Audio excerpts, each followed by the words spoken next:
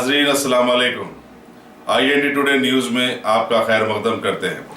आइए देखते हैं ये तफसीलात। कुट्टेपल्ली में बर्फ की शाख लगने से फौत हो जाने वाले मोहम्मद जाफर को 4 लाख रुपए का मुआवजा दिया गया।